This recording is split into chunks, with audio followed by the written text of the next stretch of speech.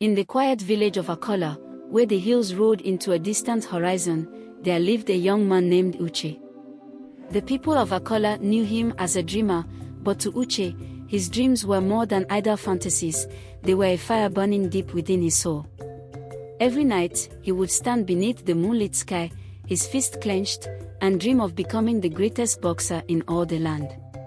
Yet, there was no one in Akola skilled enough to teach him. The villagers didn't understand his passion, often laughing at his wild aspirations. But Uche wasn't swayed by their ridicule. He knew that in the neighboring village of Nkula, there lived Obina, a legendary boxer, feared and revered for his unmatched prowess in the ring. Determined, Uche made up his mind. He would leave Akola behind and journey to Nkula to learn from the best, even if it meant walking alone. The path to Nkula was no easy stroll. Uche's feet ached as he trekked through dense forest, forded rivers, and climbed steep hills. The trees whispered secrets of the old world, and the river hummed a song of strength and resilience, much like the journey that lay ahead of him. Yet, despite the hardships, Uche's spirit remained unwavering. The thought of meeting Obina kept his steps steady. As the sun dipped below the horizon, painting the sky in shades of amber and gold, Uche finally arrived in Nkula, his heart racing with anticipation. Obina's compound loomed large and imposing. There, in the courtyard, stood the man himself, tall, muscular, with the eyes of a lion that had seen countless battles. Uche bowed deeply, introducing himself with respect, his voice steady but full of passion. He poured out his heart, speaking of his dreams and determination. Obina studied the young man before him, recognizing the fire that burned in his eyes, the same fire that once burned in his own.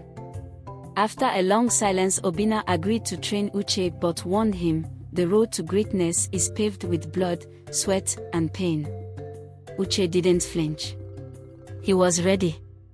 Training under Obina was a test of willpower and endurance. The sun blazed down mercilessly as Uche pushed his body beyond its limits, learning the intricate dance of boxing, footwork, defense, punches, and stamina. Obina was relentless, showing no mercy.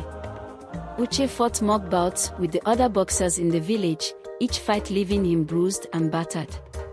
But no matter how hard the blows landed or how many times he was knocked down, Uche got back up. His resolve hardened like iron under fire. As part of his training, Uche attended the great boxing events where warriors from far and wide gathered to battle for glory. He sat at the edge of his seat, his eyes never leaving the ring as fighters clashed with raw power and skill. Uche soaked in every punch, every dodge, every victory and defeat. This fight stoked his ambition, and in his mind, he envisioned the day when his name would be cheered by thousands, his hand raised in victory. 2 grueling years passed, and Uche transformed. He was no longer the boy from Akola, he was a man, a boxer, feared and admired by all. His strength, speed, and technique were unrivaled. Soon, he began fighting in matches, winning fight after fight. His victories brought wealth and fame, and the name Uche echoed in every corner of Nkula. Yet, with his rising status came new challenges, ones not fought in the ring. Uche's success drew admiration from many. Women admired his strength and fame, flocking to him, while the men of the village respected his prowess. Even his fellow boxers, once his rivals, looked up to him. But among the admiration, jealousy festered. Obina, his master, who had once been proud of his protege, now felt the sting of envy. The student had surpassed the teacher, and it gnawed at Obina's pride. Despite his fame, Uche longed to return home and show his family the man he had become.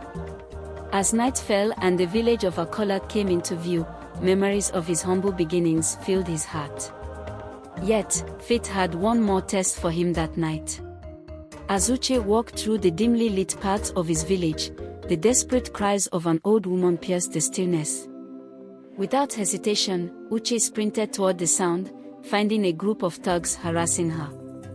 The sight of injustice stirred something deep within him, and with swift, powerful blows, Uche defeated the thugs, sending them fleeing into the night.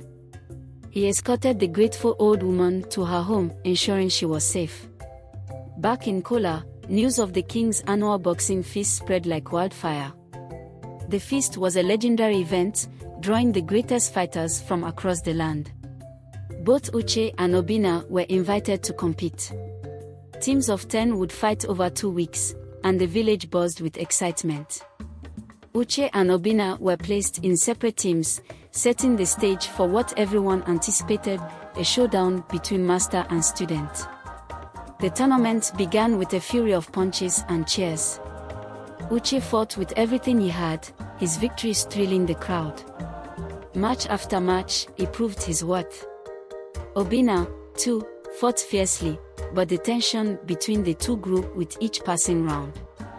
As the tournament neared its end, it became clear that only Uche and Obina could stand in each other's way.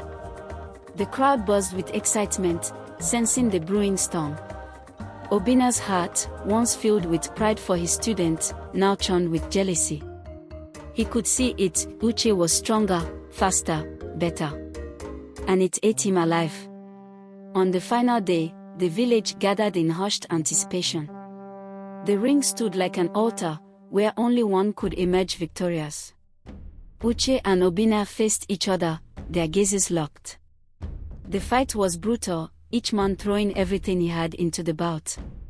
But in the end, Uche's determination and skill outmatched his master's. Obina fell, and Uche was crowned the victor. Though Obina hugged Uche, congratulating him on his victory, a dark shadow lingered in his heart. That night, consumed by jealousy, Obina visited a powerful native doctor. He sought a charm to drive Uche mad.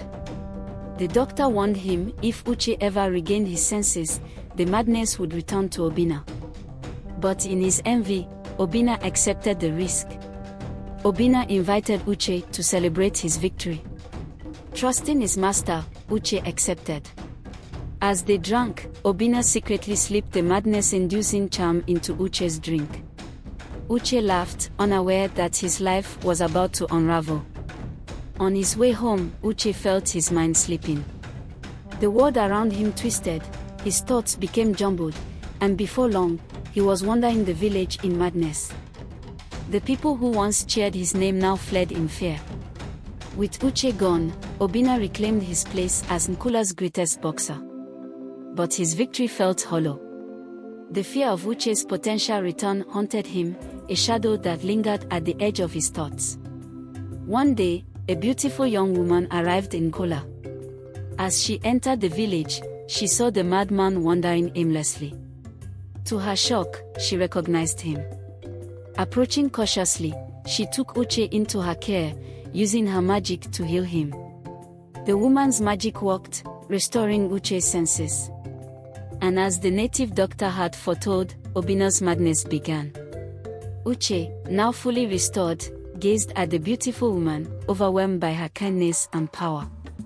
The woman revealed herself as the old woman he had saved in Akola, a powerful magician rejected by men for her abilities. But Uche, now in awe of her strength and beauty, proposed on the spot. They married, and Uche's life was filled with happiness. As for Obina, driven mad by his own evil, he became a wanderer, a reminder to all of the dangers of jealousy. Moral lessons. Jealousy leads to destruction. Obina's envy consumed him, and in the end, it cost him his sanity. Kindness is always rewarded. Uche's act of kindness toward the old woman changed the course of his life. True strength lies in character. Uche's humility, determination, and good heart were the foundations of his greatness. Kindly subscribe to my YouTube channel for more enticing stories like this.